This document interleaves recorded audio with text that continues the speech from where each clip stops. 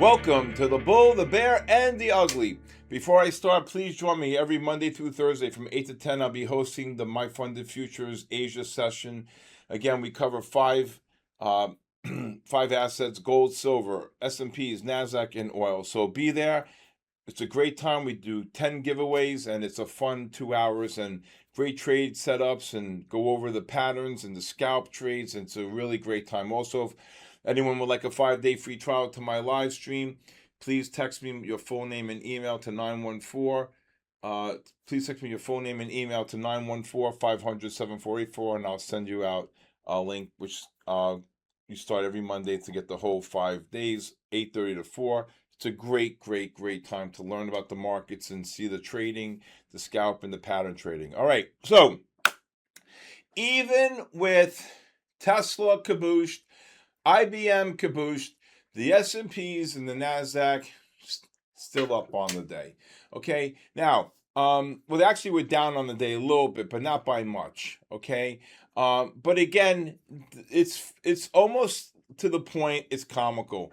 It feels like it's a 747 just floating here, waiting to drop to the ground, because the bottom line is we're at all-time highs here, and the markets have gaps up the yin-yang. We came from 6,300, okay, 6,350 to 7,150, 800 points. NASDAQ close to 4,000 points in record time. If you look at the SOX index, we're up 18, 19 days in a row. This is completely unheard of. Listen, okay, the bottom line is they're going to drop, okay, but where, from what time, and what level, eventually setting up along. But then I think we get a sharper drop on the weekly time frame, and that was set up. I think the lows of 6,300 probably could be in for the year, unless something drastic bad happens with the midterms in November. But overall, we saw a lot of really great patterns today. We saw, let me get to them. But again, today is the day where the markets really showed a lot of. Every time they dropped, there were buyers, and the gaps pretty much really didn't get filled. Everybody thought this was it. The S&Ps broke 7,100 at one point today, and then just bounced right off the lows there. So with that being said, today's mindset of the title for the podcast is really about learning how to trade using the 30 and 60-minute time frames. But with that, it's really about understanding the patterns of the day. So let's go and look at, first of all, we'll look at the GLDs here. Well, again, after the market closed, we had Intel blowing out earnings. You see it's up 79. Look at AMD here. This is insane. AMD. I mean, look at this, 328. I mean, this is crazy. If you look at the daily, okay, you add another 23 points to this here. Oh, that's a 60. Look at the daily here. Sorry. You'll be $75 above the 10 bar. I mean, this is astronomical here. Look at Broadcom here after hours. Really not doing much, up about 3-4. If you look at the SMHs here, you can see the SMHs up another 9 for tomorrow here. Today, Texas Instruments was a blowout. Look at this stock, 280. I mean, look at this thing. Unbelievable. Look at these. I just don't get the buying up here at these levels. I mean, I think these, eventually you're going to pull back and then a deeper pullback here on the weekly charts. These are names that I would tend to tell you that on any deep oversold condition on the daily, you want to buy these names. Texas Instruments, you buy the pullback, okay, on the daily, get another push up, and then what you want is this weekly time frame to be able to pull back here. So really, to tell you the truth, I'm going to change the title for tonight. The title really is how to buy and the expected pullbacks on when the weekly is reversed to buy. So the way I look at this is called a sequence pattern. You wait for the daily to get a pullback, all right? Then you get a push up, and then you get the weekly to get an oversold condition like this. I mean, Texas Instruments has the exact same pattern as the spiders, the Qs, the diamonds, the Russell, GEV. every name you can think of, okay? Just throw a dart, okay? So when you had this big 800-point run up, okay, now we wait for a pullback on the daily, get another push up, and then between sometime May and July, I think we should get some type of a pullback. Maybe September, we get some type of a pullback on the weekly. Now, again, if all holy hell breaks loose here with Iran, that's not going to be a problem. But it doesn't seem like they think the markets are shrugging all this off. But also, if the president loses the midterm, he's going to be a lame duck for 2 years.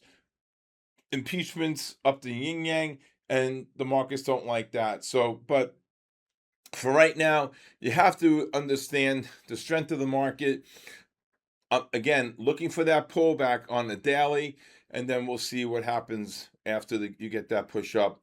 With this pattern, you should definitely get some type of a deep oversold condition on the weekly, especially with a 97 overbought reading. So, again, we saw Tesla today, very, very weak. If you look here on Tesla, and I'll switch this over to the 15-minute time frame, Tesla really got cabooshed. Was trading 405 yesterday after hours. When the 15 reversed to sell here, it correlated right here with the 60-minute time frame. Sorry. So you go into what's called a sell disconnect, and then you look to short the bounce here on the 15-minute time frame. Now, one of the patterns here I'll show you is right after the opening. When Tesla had the push down, you can see the push down here, 371.20, and then it rallied right up to 85, right into this negative MACD, and then that never really saw anything after that except the bounce on the 15-minute time frame. Microsoft really struggled today here. Microsoft really in a negative trend. The 15's negative, the 30 reversed to sell here. These are great patterns here. The 30 reverse to sell on the push down. Look at this beautiful bear flag here at 11:30.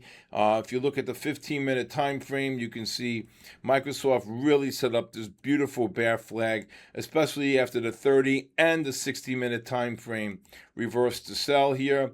And one last one, Palantir, PLTR, actually two more.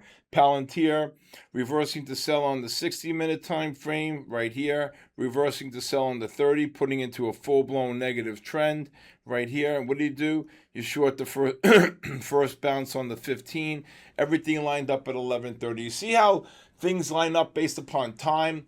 Okay, certain times it's 1:30 or 1:15. Today it was the 1:30 pattern, and you can see here. Also, Coinbase reversing to sell. Now, we had some really great shorts earlier in the morning on Coinbase. When Coinbase opened here, we were shorting this around the 205.70, right? And look at it, got absolutely cabooshed. Within no time, it dropped $3 to $4. You can see when Coinbase pushed up, the price action, the MACDs were negative here. And if you look at the 60-minute time frame as well, right here, you can see the push up on Coinbase, both the 30 and the 60-minute MACDs, the non-confirm. And then once the 60s reverse sell at 10:30, you can see here the bounce here at 10 o'clock. Well, what do? You're in a negative trend. Talk to me, Goose. You're short the first bounce on the 15. There it is. Palantir, Microsoft, Coinbase, cabooshed. There it is. What a short. Okay? So that is how what's called sequence, right? That's what's called sequence. When you get everything aligned, and then you can see how the time of 11:30 panned out for three stocks. I mean, I could show you much more, but I'm just going to give you the understanding that when you go into a full-blown negative trend, and then you short that bounce off the 15-minute time frame, an absolute Picasso. All right, when I get back, I'll tell you what I expect for tomorrow. So, with Intel being up 18 or 19 here, whatever it is, AMD is up about 24, up 8% after hours. The semis are really strong. This should give the NASDAQ more cushion here. I don't see the market getting cabooshed here until we get all these earnings out of the way. I mean, even today, Tesla and IBM should have really cabooshed the market, and it didn't. Now, with that being said, the Nasdaq's up about north of 100 here in the post market, and then S&Ps are only up about 7. So I think tomorrow the story is AMD, Texan, and Intel. Obviously, Intel, AMD are the two biggest ones here. Let's look at NVIDIA here for tomorrow. What's that doing? NVIDIA is actually trading about 40 cents lower. So NVIDIA's been struggling. It's been hitting a wall around the 203 level, but there's new kids on the block. But these are names that if you're long AMD and or Intel, I would be looking to short and looking for pullbacks here. And then I think that if you're long, I would exit longs or sell calls, and then I would be looking for some type of pullback for deep oversold conditions to establish long positions, especially once you get that oversold condition on the weeklies. All right. Okay. So for tomorrow, I think if you look at the spiders here, the S&Ps, we're still negative here on the 30-minute time frame. We're still positive here on the 60. When the 15s reversed today, it did signal that the lows were in for the day here. Spider 702.28. I mean, what a move here. 7 handles like nothing, 70 points like nothing. So we'll see tomorrow if the 30-minute time frames can reverse to buy. If that happens, well then today's lows are not going to get violated. That means the S&Ps spiders have to take out the 710 54, which is probably 13 points here. We're already up about 6, so another 7 more would mean 71.58, 71.59 on the S&Ps, which would mean then that's where we're going to look for the buy reversal. If we don't get the buy reversal, until those 60-minute time frames reverse the sell on all 4 ETFs, the market pretty much is going to be in a buy mode, and pullbacks have to be bought. All right. And now, if we do get any type of push up tomorrow to new highs, because the MACDs are negative here on the 30-minute time frame and on the 15 and on the 60-minute time frame right here, I would be looking for shorts into those negative MACDs. Okay. All right. When I get back, I want to talk to you about how important it is to trade and use stop orders, especially in the significant uptrend. So as I told you a couple of days ago, or even last night, I've taken about 50 to anywhere between 45 and 55 trades, if not more. I'm just rounding it out, probably 50 to say, okay. And every one this week has been from the short side. Now, again, as I told you, there's pattern trading and then there's scalp trading. Either way, you really have to adhere to stops. We saw a spike today at one point, and guess what? If you have your stops in place, you're protected, because most of important preservation of capital gives you the ability to come back. So pattern trading's up to 8 bars if you're trading it, or scalp trading's up to anywhere up to 3 bars. But again, it really is about what? Being able to be disciplined, have preservation of capital, and be able to trade the markets effectively in a way that will give you the best returns. Remember, singles and doubles, you'll always come back the next day. All right. Thank you for joining me tonight on The Bull, the Bear, and the Ugly. Please hit the subscribe button. Please leave a comment. If you'd like to join my community of traders from all around the world, please go to sktrading.live. If you'd like to follow me on social media, please follow me at official Stephen Kalayjian on X, Instagram, TikTok, and LinkedIn. Also, if you'd like to reach out to me, just text me 914-500-7484 if you want to just talk about the markets, ask me any questions, and or get a free trial. Please text me your full name and email to that cell phone number. With that being said, I'll see you tonight. God bless you. God bless our troops. And God bless the United States of America.